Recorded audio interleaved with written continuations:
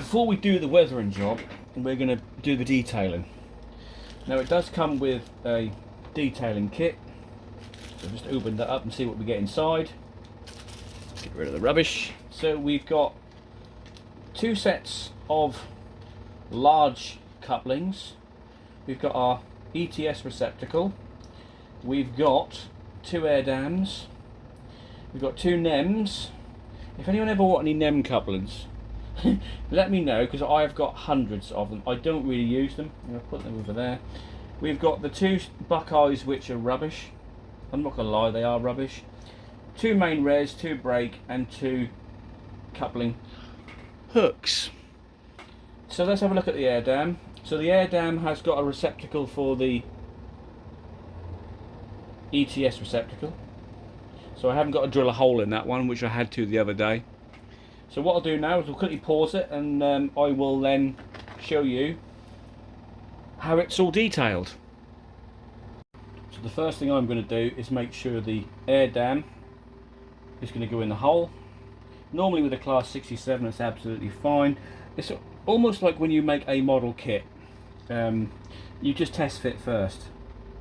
So with the cocktail stick, I'm just going to add some super glue to those locating pins, and then I'll just pop that in place.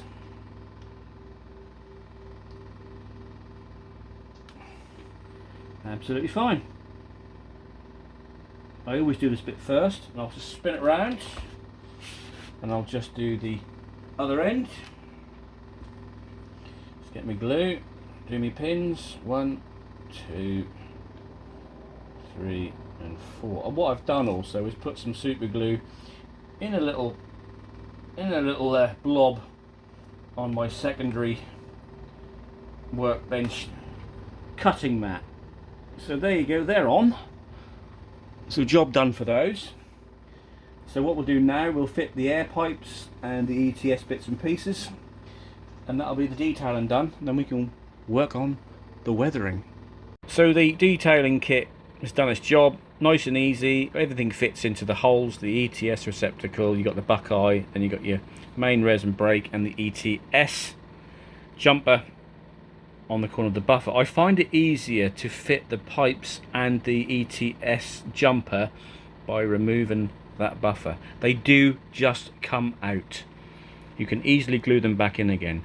But the one thing that really does niggle me about this class 67, and I think a lot of Hornbeam models are like it, is these ridiculously stupid buffers.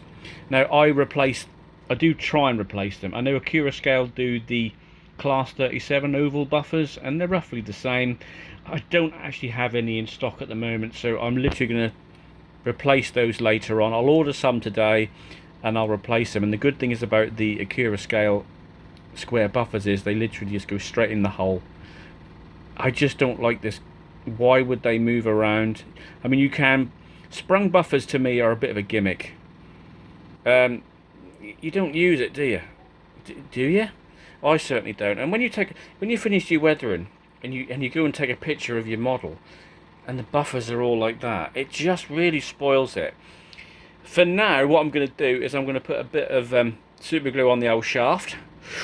Ooh, and I'll straighten these out, and then we'll start the weathering process. Right, so I've glued the buffers in place. They don't move anymore, and they're nice and straight. There you go. Just make sure I've done it right by spinning it around. There you go, nice and straight. And we can move on. Does anyone else think that sprung buffers is a gimmick? Why would you want sprung buffers? I know a certain person on the internet who does reviews does like his sprung buffers, but you know, not really into it myself. Sprung buffers doesn't really do it for me. So anyway, let's move on from our sprung buffers and gluing our shafts to starting the weathering process. So to start the weathering process, I've mixed up some matte leather and some matte black to form a track dirt colour. You can actually buy track dirt colour from certain people. I see Precision, but I make my own track dirt by using matte black and matte leather. So what we're going to do now is going to do a wash. It's called a wash, and lots of military modelers use a wash. So it's the matte black and the matte leather mixed together with some thinners, and all we're going to do is go into any recessed panel line to form a kind of a shade. And it is quite a nice little technique, and I do it on all my models. You'll see a lot of my models on Harold Road have all had a panel wash. There you go, I'm just dabbing it in and the paint will just flow. Don't worry about leaving any blobs anywhere, because what happens is we clean it all up. Hopefully you can see what I'm doing there. I'm just checking the camera, and we'll just do the end here. And what I do is I'll leave it for quite a while before I go back to it. But don't forget the last bit, which is behind the handrails, because that gets full of grubbiness. So there you go, the paint is just flowing down. There you go. Now with the side grills, we'll blow that in with an airbrush. We'll go through that later on. I'm just going to quickly just go down here and just do the handrails this end with my wash. And then what I'll do then is turn attention to the roof before I go over to the other side of the model. So I'm just going to dab a bit there and let it flow. Dab a bit again on the top, let it flow down the other side. There you go. Lovely. Because muck does get trapped in anything recessed. You should know that by now. I'll just do a bit there, let that flow down there. There we go. And down the other side. Lovely. Now I'll put a little bit just in here and just down the side there, where these grills are. It's going to go in there, and I'll leave that. I'm just going to go around the corner of the edges as well, because once that dries, that'll be just the job. Just going through there, through the middle there, around the edge. There we go, done, job done. I'll leave that. I'll just go inside the exhaust silencer as well, where that little bay is there. Just add a little bit of wash in there, because again, that's an area where muck will get trapped. All the way around, and I'll leave that. And then there's just one more bit at the end here to do. Just put a bit of paint in there, and then the last ribbed line on the end there, just add a bit of wash in there. Then what we'll do, we'll just spin it round, and then we'll just do the other side. Again, just repeating the process, just putting your paint into any recessed panel line and letting it flow. Just let it flow. I'm sure that's a song, is it? Or was that Let It Go? Oh, it's Let It Go, isn't it? Let it flow, let it flow. Okay. I'll shut up. I'm just going to do the other end down here. Let it flow into anywhere. I know I'm making a bit of a mess, but you'll see in a moment when I tidy this all up, it will look awesome. It will look great. We're not going to do a massive job on this. We will keep it fairly clean. I will just do a little bit of track dirt on the bottom there, mask off the wheels, then we'll do a little bit on the roof. I'm just going to show you how to do basically a light weathering. We will mask off the grills. We'll give them a little bit of a track dirt colour. I'm just going to let that dry for a little while, so I'll come back to you in a little while after I've had a bag of Watsits.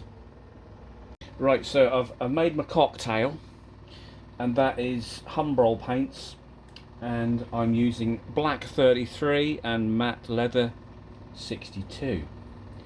Mix them together and you get a rather nice track dirt colour.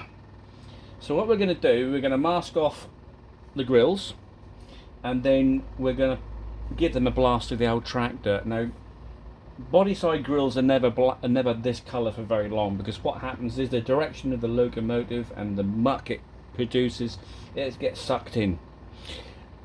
Nothing better than getting sucked in. So I'm going to mask off here. Oh, sorry, I've got to be professional. I'm going to mask off around here, and then we'll blow that in with the airbrush. So bear with while I just do some masking. Right, so I've done some masking around the areas that I want to mask off. I will do the top cooler group grill later on. but we're just going to do this side for now. So we've got our trusty Iwata HPCR3. I've just made sure it's working okay, just put some thinners through it, it's absolutely fine. Just going to quickly mix up the paint properly, give it another quick stir, and then what we'll do, we'll pop that in the pop it in the cup. First of all, we'll just make sure that it is blowing okay, which it is, and I'll just go over this grill. Just a couple of coats, nothing major. Add a bit of paint, then stop with your paint flow, just give it some air by pushing down, and then obviously as you pull your trigger back, you are delivering paint to the model. Okay, if you're just pushing down straight onto it, you're just delivering air. I always give it 3 coats, and then again the last blow through is just air. Now just pay attention to this cooler group grill here. Blow through, second coat, air, and then a third coat, and then air. Symbols. Now what we'll do, because there's obviously put some paint through that centre section there, I'll just get a cocktail stick and I'll just ensure that's nice and clean where it joins up to the cantrell roof line. Good. Then we'll just remove our masking tape and job is done. As you can notice, we still haven't cleaned the area up where we've done the wash. I'm going to let that dry properly before I clean it up, because you're probably looking at it thinking, John, there's blobs of paint all over your model, mate. Well, that's how I want it for now. You will see the magic when it's dry, when I clean it up. So one more bit of masking tape to remove, and then I'll turn it round and do the other body side grill. So the next section will be when I clean this up after the wash has dried. So I'll come back to that in a moment. Right, so I've now done all the body side grills. I've also done the cooler group grill. We're now going to tidy this up, because you're all looking at it thinking, John, what's all this about? Well, I'm now going to show you. All that dirt is now dried, so I'm literally going to clean it all up. And you'll see that the trapped dirt will stay within the recessed panel lines. Here we go. Look at that. Amazing, isn't it? Huh? Look at that. What a tip. That's a tip from me to you, and I'll show you this close up in a moment. If the paint is a little bit stubborn, all you need to do is dip a little bit of white spirit and the job is done. Oh, the magic. It's fantastic, and I'll show you in a moment. You probably can't see because we're going a bit further up there, but you get the idea. You can probably see that first door. I'm just tidying up this end, and I'll take you off the tripod and you can see how this little tip works. I find I do it on all my models, and I love giving the models a bit of a wash, because it just really does accentuate and highlight the details more. Because obviously if you don't do the wash, it all looks a little bit toy-like. But you just put that little mixture in and job is done. Let me just clean this roof up quickly. Just going to clean this bit around here, and dirt will be trapped in any of these recessed areas. Give it a quick clean. On one end of my cocktail stick, it's kind of a damp white spirit. I'll just get a cloth and just go over that. And if there's any paint left behind, it will be trapped, which it is. So we'll just quickly spin this round and just tidy up this end. Oh, there's a bit of masking tape, get rid of that. So a little bit of damp white spirit on one end, and a dry tip the other end. It's always good to have a dry tip. I don't want to get into double entendre, seriously. Let's keep it professional. I know you lot like me to be filthy, but I'm not going to do it this time. I think I've said a few already, to be fair with you. So I'm just cleaning this up, and then we'll take you off the tripod and you can have a look at this technique in more detail. There you go, lovely. Right, so I'll just pause you and you can have a look at it. So this is the effects of the wash. So any recessed panel line you can see has got dirt trapped in it. You can see the door seam, you can see where the door handles are, there's muck behind the cab handrails. We've masked off and done the body side grille. The roof has got some dirt trapped in it.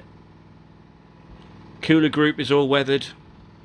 And then we move up to the other end where again the wash has done its job. And you can clearly see it makes the model stand out. It doesn't look toy-like anymore, and we haven't even really started yet. As I said, we're not going to make this too mucky, because I want to make this weathering job nice and easy for you guys to follow. So the next job will be, we'll do the underframe, we'll do the roof, a bit of extra detailing on the front, and then the job will be done. So let's move on to the underframe. So, and turn our attention to the fuel tank and battery box. I'm going to do two different colours on the underframe. I'm just going to tone this very shiny fuel tank down by adding a little bit of matte black to it. Just making sure my airbrush is working. I've obviously changed the colour and washed out the airbrush before changing the colour. So I'm literally just going to tone down this fuel tank on both sides. So at the moment it's extremely shiny, so we'll just gently tone it down.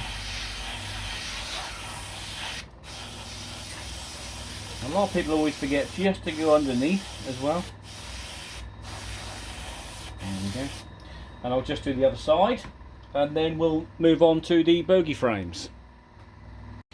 Right, so we've done the battery box and fuel tank in matte black, dulled that down. I've just picked out the fuel filler cap with a cocktail stick, just tidied that up so you can still see that. It's now a nice matte black. I'm now going to pay attention to the bogies. I want these to be a track dirt colour, so again I've washed out the airbrush and I've reintroduced the track dirt colour, which is matte black and matte leather. And I'm just going to go with the bogie frames. Now the wheels have been masked off, it's not a problem. Even if there is a little bit of overspray on the wheels, we can clean that up at the end. So I'm just going to give the bogie frames a quick coat, move on to the next one. If they were all covered in grease, as they were before, the paint would not stick to it. But as these are new bogie frames, and we've removed all the grease, it's absolutely fine. So a couple of coats. Hopefully that'll dry a nice track dirt colour, which it is, which means that there's no grease there. That's lovely. That's just how I want it. And I'll just spray the air compressor bottles in the track dirt colour as well. So that is now done.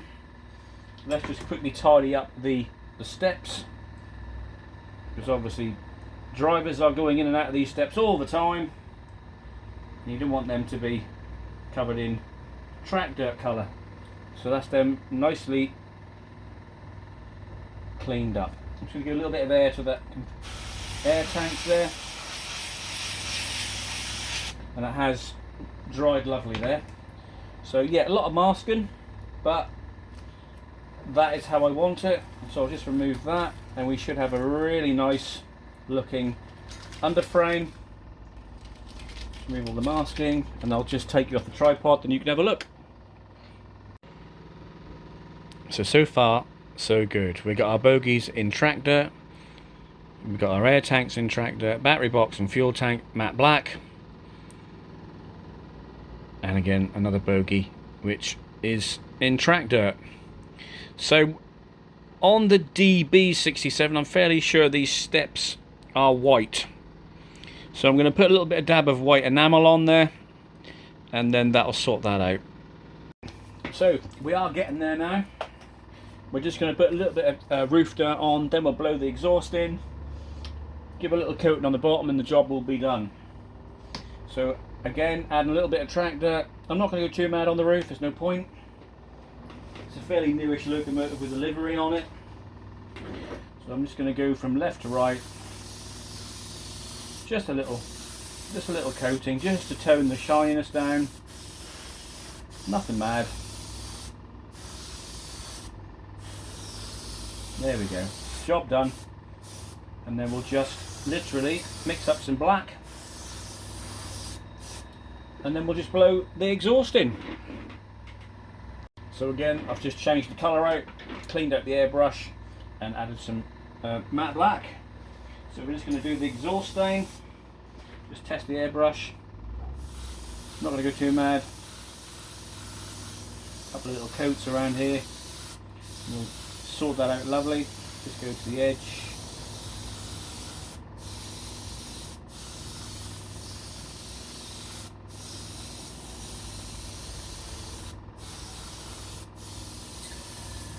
Job done. So that's the roof done. We're getting there. I've removed the masking tape, and I've just done a little bit of a black swirl from the exhaust pipe, because obviously that straight line wouldn't look right. I'll show you that in a moment. I'm just going to give a little bit of track dirt across the lower body side, okay? So I've masked everything off I need to mask. I'm not going to go too mad here, literally just along the sole bar, just a couple of light passes, and that'll be job done. I'll do the same on the other side. Then I'll blow in the front end, and we're going to call that done. I know I keep saying it's nearly done, but we will be calling it done very shortly.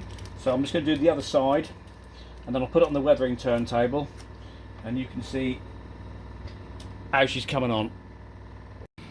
So here is the nearly finished article. It's not quite finished because I've still got to do the front ends, but if we slowly go along, you can see all the detail, and it's not that difficult to do. Hopefully this will inspire you lot to have a go yourself. Obviously there is a bulb blaring down on that roof there, but we will put it on my layout when we're finished. I'll just see if I can spin it around without it hitting anything. I normally hit something when I spin things around. Here we go, there's the other side. Nope, come on, focus. There we go.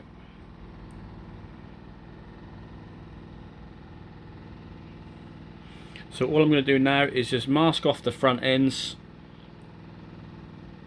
and just give them a blow through with track dirt. Then we'll just get the gunmetal out and just do a little bit of highlighting, and I'll show you how to do that in a second. So bear with me while I just mask off the front ends.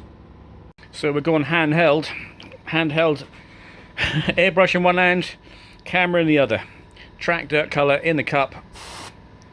Just going to go over the front end,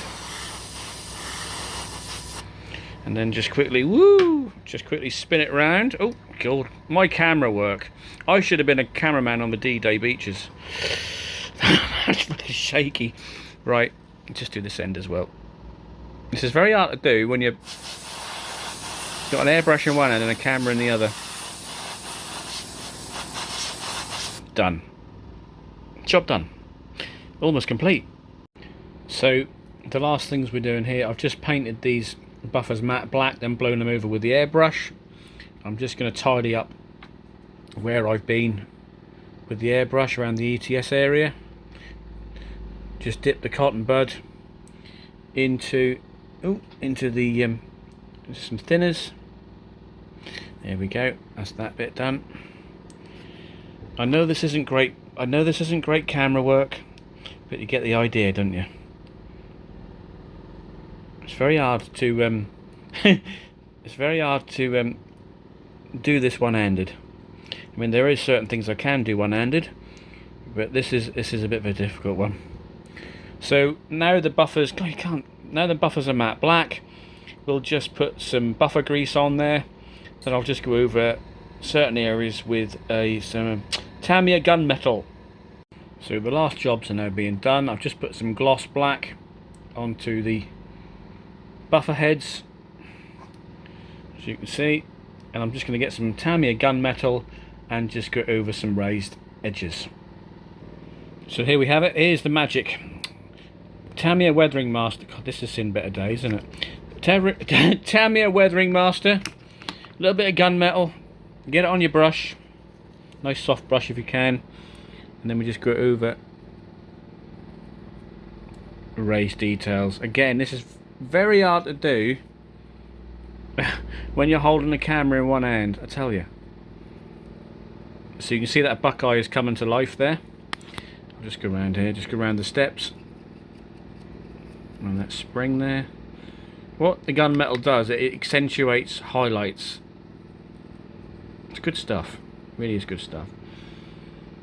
I've been using it for years, to be honest with you. And it really is good stuff. As you can see, it really does highlight details. Let's just go on this buckeye. It makes things look very metal. There you go, look at that. Look. You can see that buckeye coming to life there. I'll just go down the pipes and just go over there like that. I know the camera's not picking out stuff very well. And also, it's very good for roof grills, anything metal. Look at that, look. You can see the metal, it gives it that metal sheen. Look at that, you can see it. It's like magic. So now that Cooler Group Rad grill, it's not a rad grill, it's a roof grill, really. Cooler Group grill is coming to life because it looks metal now. You can see it, can't you? Look at that. Isn't that amazing? So there you have it. We'll do a quick spin and then we'll put it on the layout and you can have a good quick look at it on the layout. Job done. Right, so here it is. I'm sorry about the really shaky camera work during this weathering tutorial. It wasn't the best in the world, was it? So you can now see under the 500 watt security light bulbs that the techniques we used are really good. You can clearly see the panel line washing. It's a good effect.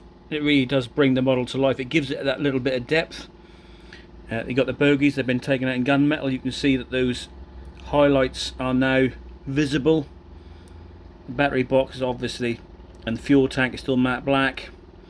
The grills are tracked dirt. The roof is obviously tracked dirt with some gunmetal. Using that gunmetal really does bring something to life, if it is to look metal, that is. You can see right through that body side grille, lovely effect.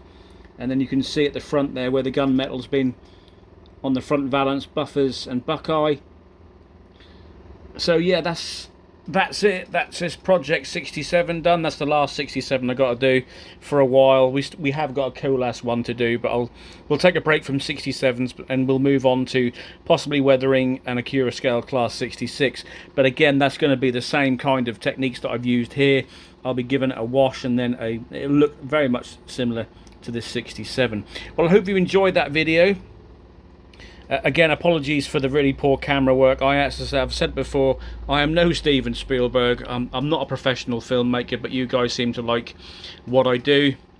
So there's your guide to weathering a locomotive, and hopefully if you have got a class 67 that's got running problems, hopefully my tips on removing grease and getting them pickups in the right place will work for you. So until next time on Harold Road, you guys take care. Have a great modelling time out there, and I'll see you again very soon. And don't forget, Q&A 3 is coming soon as well, so I'm going to be asking you for your silly questions and your questions about anything to do with Harold Road. Alright, until next time, take care guys, bye bye.